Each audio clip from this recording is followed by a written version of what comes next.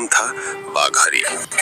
आज कई लोग इन्हें देवी पूजा की अबाघरी कहकर बुलाते हैं, लेकिन हमारा असली नाम और इतिहास कुछ और ही है। बाघहरी लोग ऐसे योद्धा थे जो जंगलों में रहते थे। हम अपने भोजन और जीवन के लिए शिकार करते थे। हमारे समाज का मुख्य काम था शिकार करना, और उसे भी बाघ और शेर जैसे खतरनाक जानवरों का शिकार हमारी खासियत थी। ये कोई आसान काम नहीं था। इसके लिए दिलेर और निडर होना जरूरी था, और हम वही थे। हमारे हथियार थे भाला, धनुष, बाण। इन हथियारों के साथ ही हमारा सबसे बड़ा हथियार था हमारी आस्था। हम अपनी इष्ट देवियों पर अटूट विश्वास रखते थे। हम मानते थे कि चाहे हमारी गर्दन चली जाए, पर देवी का अपमान नहीं होना चाहिए। यही आस्था हमें शक्ति और साहस देती थी। जंगलों में रहना, बाघ शेर जैसे हिंसक जानवरों से आमना सामना करना और उनका शिकार कर पाना, ये सब हमारे रोजमर्रा का हिस्सा था। लोग कहते थे, जो बाघ का मांस खाता है वो कैसा होगा। हम खतरनाक थे, लेकिन उस खतरनाकी में हमारा साहस, हमारी कला और हमारा इतिहास छिपा था, न कि कोई बुराई। एक बार की बात है, हमारे इलाके के आसपास के 2-3 गांवों में एक खतरनाक आदमखोर बाघ आ गया था। उसने कई लोगों को मार दिया था। गांव के लोग डरे सहमे थे। राजा ने अपनी सेना भेजी, लेकिन सेना लौटकर भी नहीं आई। राजा का मंत्री बोला, महाराज, इस बाघ को कोई नहीं मार सकता सिवाय जंगल में रहने वाले कबीले के। राजा ने कबीले के लोगों को बुलवाया और कहा, अगर तुम इस बाघ को मार दो तो तुम्हें इनाम मिलेगा।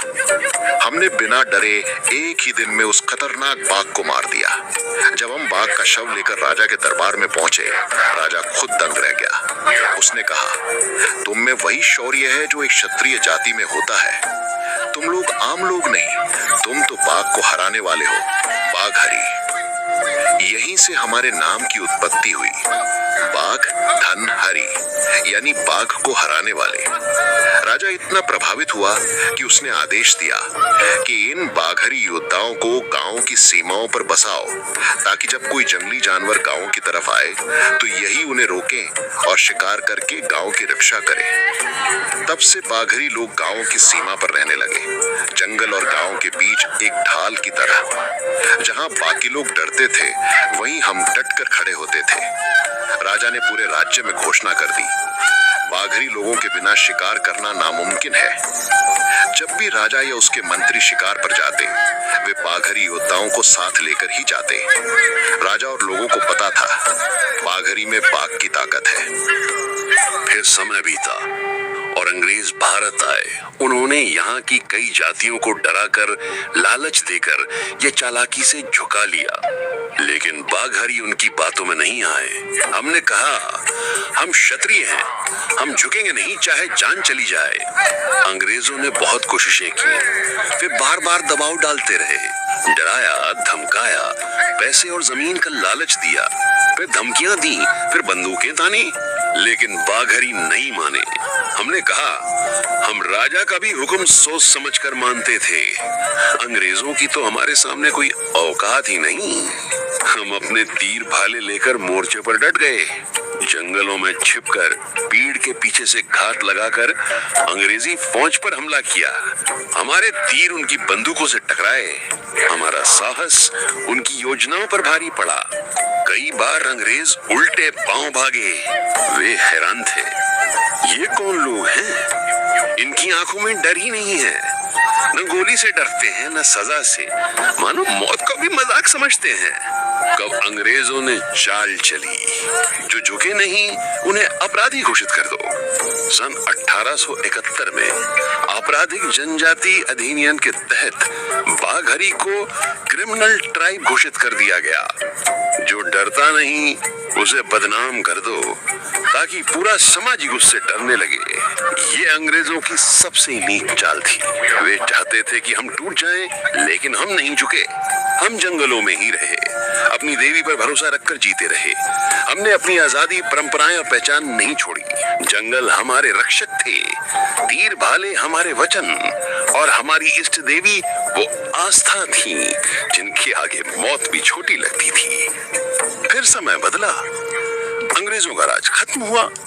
सन 1952 में भारत की आजादी के बाद इस अधिनियम को निरस्त कर दिया गया और बाघहरी को विमुक्त जनजातियों का दर्जा दिया गया। फिर हम धीरे धीरे गांव में आए, मेहनत करने लगे, व्यवसाय करने लगे। लेकिन सच्चाई ये थी, जिस समाज की रक्षा हमने की थी वही समाज हमसे डरने लगा था।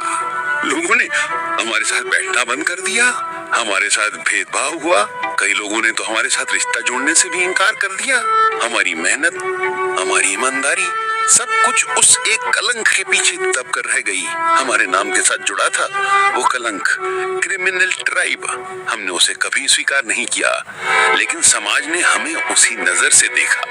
आज हालात ऐसे हैं कि दूसरे लोग हमारे समाज का अपमान करते हैं, हमारी बहादुरी पर हंसी उड़ाते हैं। जब उनके घर में कोई बच्चा शरारत करता है, डरपोक बनता है, तो वे गुस्से में ताना मारते हैं, तू क्या बाघरी है? बाघरी जैसे दिमाग है तेरा, तू तो निकला बाघरी।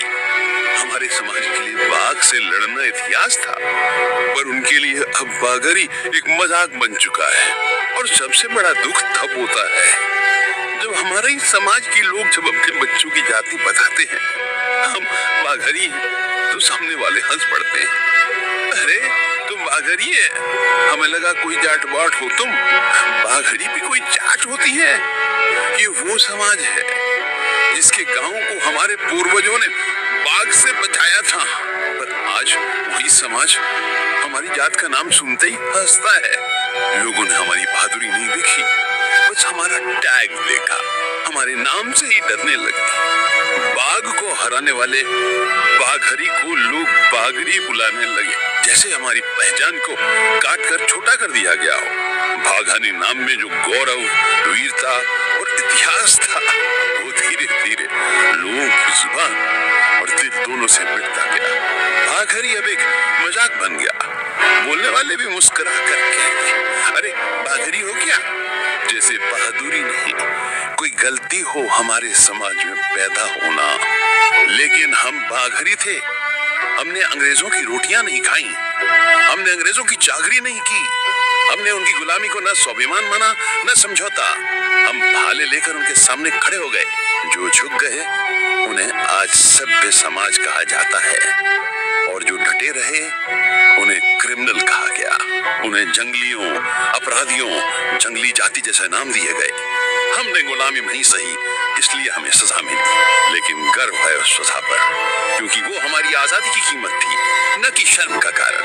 हमने कभी अपनी पहचान छुपाई नहीं, लेकिन अफसोस, दूसरों की नजरों ने हमें देखने से पहले हमारा नाम सुनकर ही तय कर लिया कि हम कौन हैं। लेकिन आज सबसे बड़ी लड़ाई किसी और से नहीं, बल्कि हमारी अपनी बिखरी हुई एकता से है। हम पहले एक समाज थे, एक सोच, एक परंपरा, एक जज्बा। आज हम अलग अलग नामों पर, जगहों पर, बोलियों में बट गए हैं। अब वक्त आ गया है कि हम फिर से एक बने। हमारे पूर्वजों की असली ताकत उनकी हथियार नहीं, बल्कि उनकी एकता थी। अब हमें फिर से वही आवाज बननी है जो जंगल से उठे और इतिहास में गूंजे। हम बाघरी हैं और अब हम फिर से एक होंगे। धन्यवाद।